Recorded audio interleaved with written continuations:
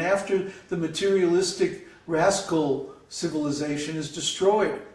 It's destroying itself right now as we speak. Just look at the headlines on the news.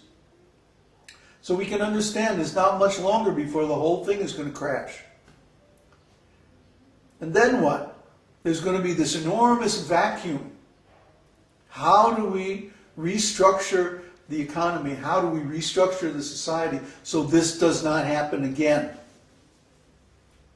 This is going to be the big thought in everyone's mind.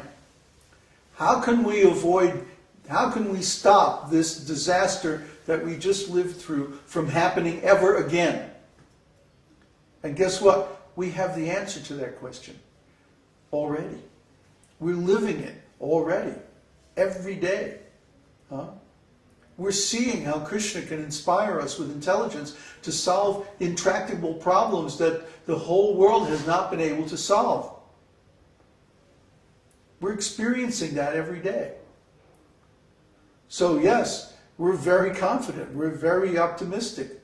Unreasonably? No. No. Because we can see, we can experience these things. Just like I posted this morning.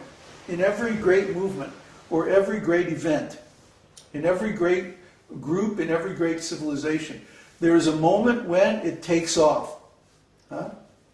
When it goes around a certain corner, and zoom, it goes into hyperdrive.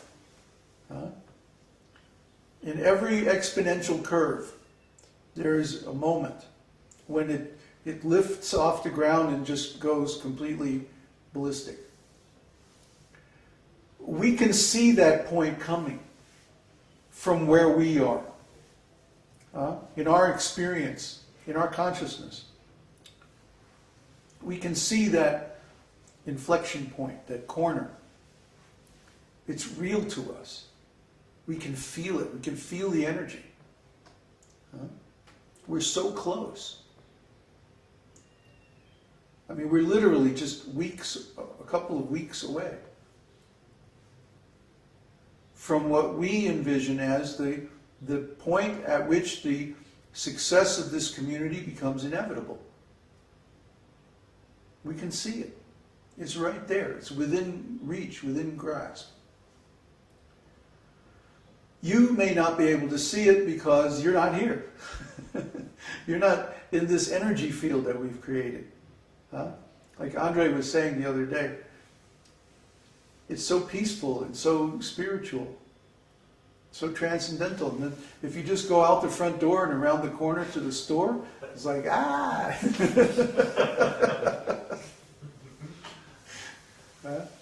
It's back to Kali Yuga. So we're feeling this every day. I wish you could be here with us and feel it too. And then you would be as optimistic and as confident as we are that this is going to work. Okay? So my role in all of this is simply to give advice. Just like Chanakya Pandit. I'm the Brahmana. I can see Brahman. I have realized Brahman. So I'm happy. It doesn't matter what happens. I'm going to be okay. I already got the highest result of this process. I don't have anything to gain from you or from anybody else. I don't care what anybody else thinks. I know. So I'm okay. Now the question is, what to do about everybody else? How can we help everybody else to get the same benefit? That's my only aim in life. It's the only thing I'm doing in my spare time while I'm still here. In other words, I've already attained the goal of human life, which is to realize Krishna. So the time between that and the end of my life on this planet, I call that my spare time. You understand? I've already gotten the best thing that I could get for myself. So the rest of the time I'm here is spare time. I can do whatever I want with it. It's stated in Vedanta Sutra that once someone attains self-realization, they can do whatever they want. Rules don't apply to them anymore. So what do we want to do? We want to help as many people as possible attain the same result. Why? Because that will make me happy. I get happy just thinking about it. I've already helped 3 or 4 devotees to attain a good state of realization of this absolute truth. And seeing them happy makes me very happy. So seeing more people get happy like this would make me very happy. So we're trying to arrange that, and guess what? Krishna is cooperating. He's giving us inspiration, he's giving us intelligence. Very soon he's going to be giving us money, and with money you can do pretty much anything, right? So what do we want to do? We want to start a school, and we want the school to be located in a beautiful rural self-sufficient community. And what are we going to teach? Self-realization. Self-realization first, and self-sufficient community second. Those are the 2 main things we're going to teach.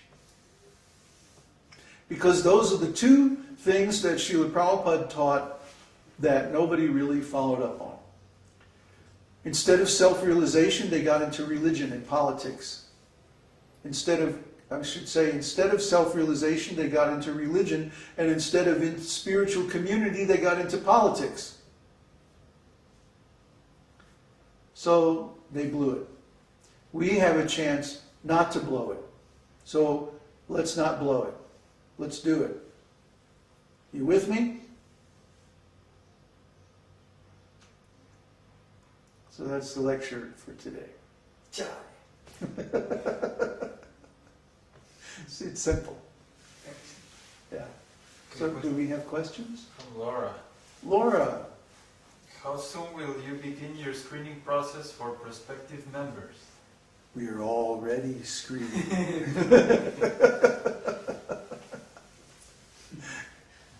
Rehearsals next. Right. Auditions. Can you tap dance? No, we are all ready, because what do we have to do? Again, we were discussing this in the posts today, yesterday and today, that we have to create a mutual relationship of trust. That you trust us and that we trust you. You're going to trust us because if you come and stay with us, then basically whatever happens to us is what happens to you. So you have to trust that we're honest and we're responsible and we're careful and we're pure and so many other things. Then we have to trust you because we're giving you access to all the value that we have created by all our work. I mean, basically for my whole life. And so, you know, if somebody came and joined our community and then, let's say, committed some horrible crime or something like that, they would drag all of us into it. Our names would get influenced, our reputation would get influenced by their activities. See, so we have to be sure too that the people that we invite to become members of the community are good people, that they're not sociopathic, they're not criminal, they're not in heavy maya, and like that. So what we're looking at is that we want to see, someone's astrological chart is a good chart, basically a very pious person who doesn't have any evil tendencies or criminal tendencies, who isn't going to be antisocial or who isn't difficult. And then we interview them. We have a process where we interview people before they come here.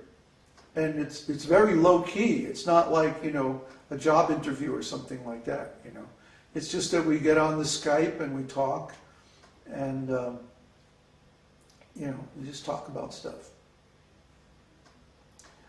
So just by talking with someone in an informal way about their life and about their aims, stuff like that, you can get a very good sense of if this person is trustworthy or not. So sometimes we're wrong, but most of the time we're right about people. And yeah, we're already screening people in the sense that we're looking at the quality of the relationships that we're building on the website, on the forum, and on these community satsangs. And we're trying to see who is actually qualified, who we would want to live with in the middle of nowhere for the rest of our lives. Huh? You know that question, if you were stranded on a desert island all alone, you know, what would you bring with you? Or who would you bring with you? If you could bring one person, or two, or three, or how many? Well, that's what we're actually asking. Because if we were in the middle of the country and we just have this little